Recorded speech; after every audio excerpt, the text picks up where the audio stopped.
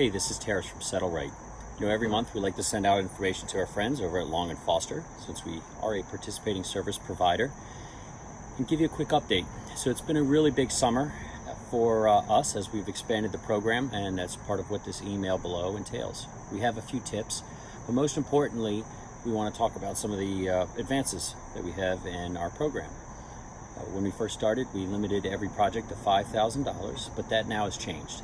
We have two new programs, one which handles just general inspection repair stuff. We can handle even the payment deferral up to $10,000.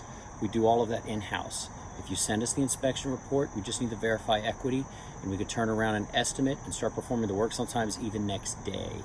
So it's really big, and it's something that works when you're in a big hurry. But if your buyers have, let's say they need a new roof, or let's say you're getting ready to market a property and it needs some more extensive work, even a whole house renovation, we'll work with you on the property.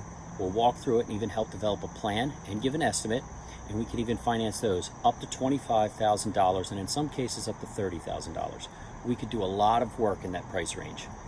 When we do that work, we have a partner. That partner also lends the money. It's a small fee that's added onto the price, but again, no credit checks, and we work to get the work done quickly.